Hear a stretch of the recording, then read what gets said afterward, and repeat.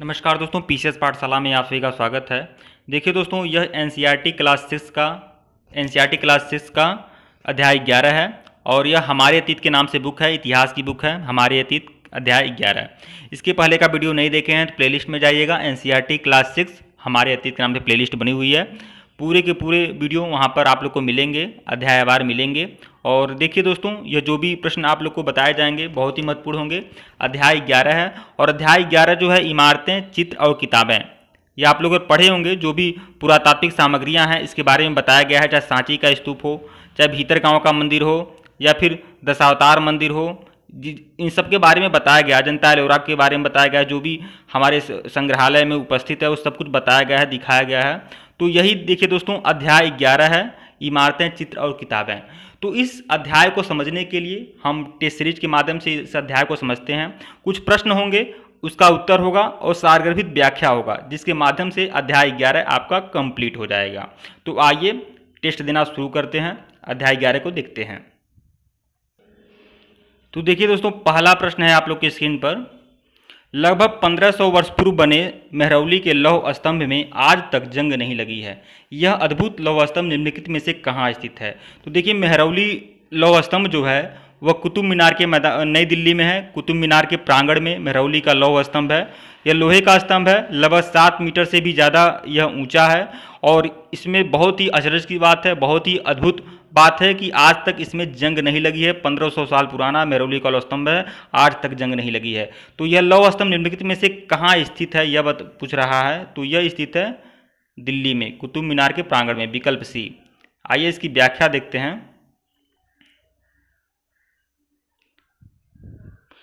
मेहरौली का लौह स्तंभ दिल्ली में कुतुब मीनार के परिसर में खड़ा है। इसकी ऊंचाई 7.2 मीटर और वजन 3 टन से भी ज़्यादा है। इस पर खुदे अभिलेख में इसके बनने के समय की जानकारी मिलती है। इसमें चंद्र नामक एक शासक का जिक्र है जो संभवतः गुप्त वंश के रहे होंगे। ऐसा चंद्र नामक शासक का उल्लेख है कि चंद्र नामक शासक ने इसे बनाया था। और एक कयास भी लगाया जाता है, विद्वानों का भी मत है यह गुप्त वंश के शासक ने बनवाया है मेहरौली का लौह स्तंभ। अगला प्रश्न देखिएगा। स्तूपों के संदर्भ में निम्नलिखित में से कौन सा कथन सही नहीं है? स्तूप का शाब्दिक अर्थ होता है टीला। हाँ, शाब्दिक अर्थ टीला होता है स्तूप का। बी है, स्तूपों में सजावट के लिए रखा जाने वाला गोल धातु का डिब्बा धातु मंजूषा कहलाता है। यह भी सही है, विकल्प बी भी। सी देखिएगा, स्तूप के चारों ओर परिक्रमा हेतु बना वृत्ताकार पथ प्रदक्षिणा पथ कहलाता है। यह भी आपका सही है। चौथा देखिएगा, प्रदक्षिणा पथ को रेलिंग से घेर दिया जाता है जिसे वेदिका कहते हैं। तो इसमें पूछ क्या रहा था आपका, निम्नलिखित में से कौन सा कथन सही नहीं है? तो स्तूप का शाब्दिक अर्थ होता है टीला। स्तूपों में सजावट के लिए रखा जाने वाला गोल धातु का डिब्बा धातु मंजूषा कहलाता है। स्तूपों के चारों ओर परिक्रमा हेतु बना वृत्ताकार पथ प्रदक्षिणा पथ कहलाता है। देखिए दोस्तों, यह जो बी है यह थोड़ा बहुत गलत है। देखिए, स्तूपों में सजावट के लिए रखा जाने वाला गोल धातु का डिब्बा धातु मंजूषा कहलाता था। देखिए, स्तूप धातु मंजूषा जो होता था उसके ऊपर ही स्तूप बनाया जाता था। पहले उसको माटी से उसको ढक दिया जाता था, उसके बाद उस पर स्तूप बनाया जाता था। लेकिन यह सजावट के लिए नहीं होता था दोस्तों, ये सजावट के लिए नहीं होता था। इसलिए कथन बी जो है यही गलत है आपका। आइए इसकी व्याख्या देखते हैं। स्तूप का शाब्दिक अर्थ होता है टीला होता है। स्तूप का शाब्दिक अर्थ टीला होता है। स्तूप आकार में कभी गोल या लंबे तो कभी बड़े या छोटे होते थे। कभी स्तूपों में बुद्ध या उनके अनुयायियों के शरीर के अवशेष या उनके द्वारा प्रयुक्त कोई भी चीज़ एक डिब्बे में रखे जाते थे जिसे धातु मंजूषा कहते थे। स्तूप प्रायः इन्हीं धातु मंजूषा के ऊपर रखा मिट्टी का टीला होता था। बाद में टीले को ईंटों से ढक दिया जाता था। अतः कथन बी गलत है, जिसमें कहा गया है कि सजावट के रखा जाता था। वेदिका में प्रवेश द्वार बने होते थे। रेलिंग और तोरण प्रायः मूर्तिकला की सुंदर कलाकृतियों से सजे होते थे। उदाहरण, अमरावती से प्रायः स्तूप को सजाने के लिए शिलाओं पर चित्र उकेरे गए थे। स्तूप निर्माण में राजा के अलावा व्यापारी, कृषक, श्रमिक भी योगदान देते थे। जैसे हाथी दांत का काम करने वाले श्रमिकों के संघ ने सांची में एक अलंकृत प्रवेश द्वार का निर्माण करवाया था। देखिए, सांची का जो स्तूप है विश्व का सबसे बड़ा स्तूप है। पहली बात, विश्व का सबसे बड़ा स्तूप है। और यहाँ पर यह तथ्य निकलकर सामने आया है कि सांची का एक तोरण द्वार है जिसका निर्माण हाथी दांत का काम करने वाले श्रमिकों ने करवाया था। अगला प्रश्न देखिएगा, पूर्व मध्यकालीन आरंभिक हिंदू मंदिरों के संदर्भ में निम्नलिखित कथनों पर विचार करिए। मंदिरों का सबसे महत्वपूर्ण भाग मंडप होता था। यह गलत है। मंदिरों का जो सबसे महत्वपूर्ण भाग होता था वह गर्भगृह होता था, न कि मंडप होता था। देखिए दूसरा देखिएगा, मंदिरों में गर्भगृह नाम की एक जगह होती थी। यह एक सभागार होता था जहां लोग एकत्र होते थे। देखिए यह उल्टा लिख दिया है, जबकि जो सभागार होता था उसे मंडप कहते हैं। तो ये दोनों कथन गलत है। तीसरा देखिएगा, गर्भगृह के ऊपर काफ़ी ऊंचाइयों तक निर्माण किया जाता था जिसे शिखर कहते थे। यह सही है। तो कौन सा कथन सही है यह पूछ रहा है, तो केवल तीन सही है, विकल्प सी। बाकी दो गलत हैं। इसकी व्याख्या देखिए, मंदिरों का सबसे महत्वपूर्ण भाग गर्भगृह होता था जहां मुख्य देवी देवताओं को रखा जाता था। इसी स्थान पर पुरोहित धार्मिक अनुष्ठान करते थे, भक्त पूजा करते थे। गर्भगृह को पवित्र स्थान दिखाने के लिए अक्सर उसके ऊपर शिखर बनाए जाते थे। उदाहरण भीतरगांव के मंदिर। अधिकतर भीतरगांव का जो मंदिर है वह उत्तर प्रदेश में है। अधिकतर मंदिरों में मंडप नाम की जगह होती थी। यह एक सभागार होता था जहां लोग इकट्ठा होते थे। अतः केवल कथन 3 सही है, बाकी दोनों 1, 2 जो है गलत लिख दिया है। आरंभिक हिंदू मंदिरों में भीतरगांव के मंदिर लगभग 1500 वर्ष पुराने हैं। भीतरगांव का जो मंदिर है 1500 वर्ष पुराना। महाबलीपुरम का एकाश्म मंदिर, एकाश्म का मतलब होता है एक ही पत्थर से बना हुआ, तो महाबलीपुरम का जो एकाश्म मंदिर है। एहोल का दुर्गा मंदिर लगभग 1400 वर्ष पुराना, आदि बहुत ही प्रसिद्ध हैं। एहोल में देखिए दुर्गा मंदिर है। भीतरगांव का मंदिर आपका उत्तर प्रदेश में है। एकाश्म मंदिरों की विशेषता है कि इन्हें एक ही विशाल शिलाखंड को ऊपर से नीचे की ओर तराश करके बनाया गया है। अगला प्रश्न देखिएगा, पुराणों के संदर्भ में निम्नलिखित में से कौन सा कथन सही नहीं है। पुराणों का पाठ पुजारी मंदिरों में किया करते थे। यह सही है, बिल्कुल सही है। बी देखिएगा, इसमें पूजा विधियों के साथ साथ संसार की सृष्टि और राजाओं के बारे में भी कहानियां हैं। यह भी सही है, पुराणों के बारे में। तीसरा देखिएगा, अधिकतर पुराण सरल संस्कृत श्लोक में लिखे गए हैं जिसे सब उन्हें सुन और समझ सकें। यह भी सही है। डी देखिएगा, स्त्रियां और शूद्र जिन्हें वेद पढ़ने की अनुमति नहीं थी वे भी पुराण सुन सकते थे। तो देखिए इसमें यह गलत है, विकल्प डी गलत है। इसकी व्याख्या देखिएगा, ए बी सी सही है परंतु डी गलत है, क्योंकि स्त्रियों और शूद्र जिन्हें वेद पढ़ने की अनुमति नहीं थी वे भी पुराणों को सुन सकते थे। पुराणों का शाब्दिक देखिए, यहाँ लिखा हुआ नहीं सुन सकते थे, सॉरी, यहाँ लिखा हुआ वेद पढ़ने की अनुमति नहीं थी, वे पुराणों को भी नहीं सुन सकते थे, जबकि ऐसा नहीं था। स्त्री और शूद्र पुराणों को सुन सकते थे। वेद पढ़ने की अनुमति नहीं थी लेकिन पुराणों को सुन सकते थे। पुराणों का शाब्दिक अर्थ होता है प्राचीन। अगला प्रश्न देखिएगा, निम्नलिखित में से कौन पुराणों के संकलन से संबंधित नहीं है। पुराणों के संकलन से कौन संबंधित नहीं है। तो देखिए, महर्षि वेद व्यास संबंधित हैं पुराणों के संकलन से, उग्रश्रवा भी संबंधित हैं, लोमहर्ष भी संबंधित हैं। मंखक जो हैं यह पुराणों से संबंधित नहीं है। बाकी तीनों लोग पुराणों के रचयिता रहे हैं।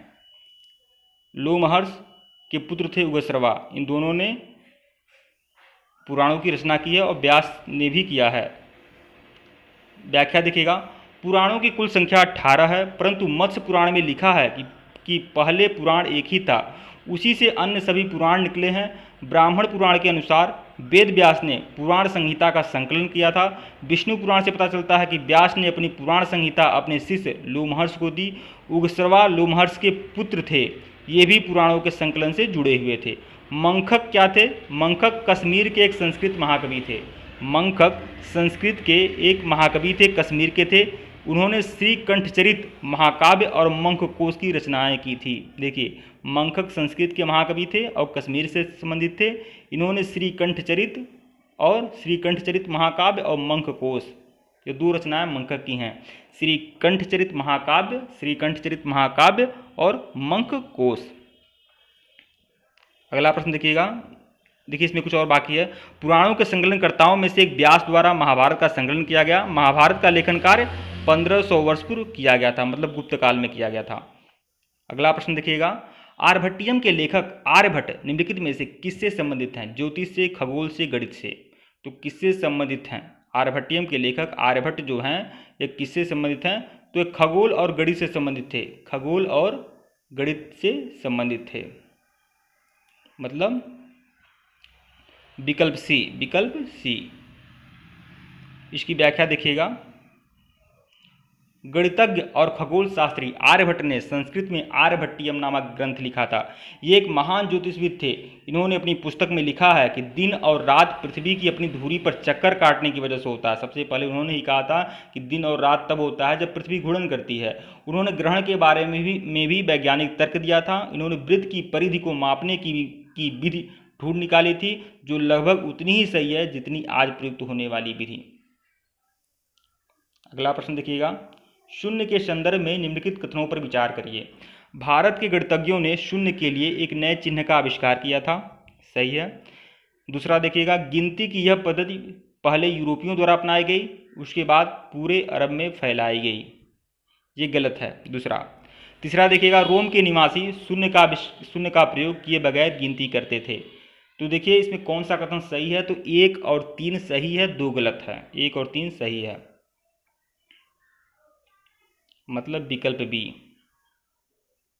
1 और 3 सही है, 2 गलत है। आइए इसको देखिए व्याख्या इसका। कथन 1 और 3 सही है परंतु 2 गलत है, क्योंकि गिनती की यह पद्धति अरबों द्वारा अपनाई गई थी और तब यूरोप में भी फैल गई थी।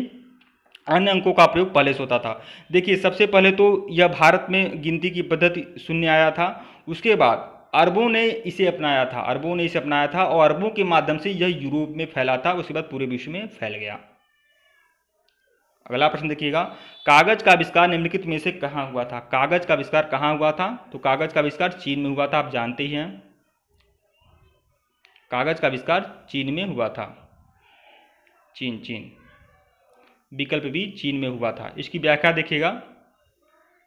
कागज का आविष्कार 1900 वर्ष पूर्व चीन में लून नामक व्यक्ति ने किया था। लगभग 1400 वर्ष पूर्व यह तकनीक कोरिया तक पहुंची, 1400 वर्ष पूर्व। उसके बाद 200-300 वर्ष बाद यह कोरिया पहुंच गया, उसके तुरंत बाद ही जापान तक फैल गया। लगभग 1800 वर्ष पूर्व तक यह बगदाद में पहुंचा, फिर बगदाद से यह यूरोप, अफ्रीका और एशिया के अन्य भागों में फैल गया। इस उपमहाद्वीप में कागज की जानकारी बगदाद से आई थी। चीन ने जरूर कागज बनाया था, लेकिन भारतीयों ने जो कागज सीखा था वो बगदाद के लोगों से सीखा था। अगला प्रश्न देखिएगा, सूची 1 को सूची 2 से सम्मिलित करना है। तो देखिए, शिलप्पादिकारम के लेखक कौन थे? तो इलांगो वादिकल शिलप्पादिकारम के लेखक थे।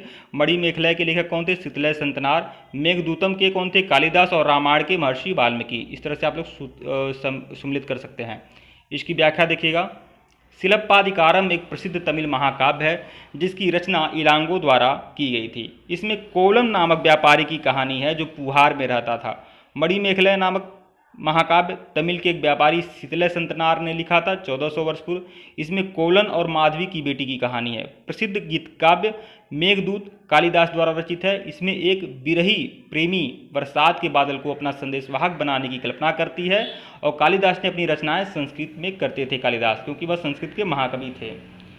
ठीक है दोस्तों, वीडियो को लाइक और शेयर जरूर करेगा। डिस्क्रिप्शन में ISPCS पाठशाला फेसबुक ग्रुप, ISPCS पाठशाला का फेसबुक ग्रुप का लिंक है, आप लोग उसे ज्वाइन कर लीजिएगा। ऑफिशियल नंबर भी डिस्क्रिप्शन में है। अगर आपको UP TET, C TET, TGT, PGT, PRT, NET की परीक्षा की तैयारी कर रहे हैं, अगर उससे संबंधित मटेरियल चाहिए तो आप हमारे ऑफिशियल व्हाट्सएप नंबर पर संपर्क कर सकते हैं। तथा साथ ही साथ मैं बताना चाहूँगा, अगर आप संघ लोक सेवा आयोग या राज्य लोक सेवा आयोग की परीक्षा की तैयारी कर रहे हैं तो उससे संबंधित भी मटेरियल हमारे पास उपलब्ध है। आप हमारे ऑफिशियल व्हाट्सएप नंबर पर संपर्क कर सकते हैं। ठीक है दोस्तों, वीडियो को लाइक और शेयर जरूर करिएगा। धन्यवाद आप लोग को।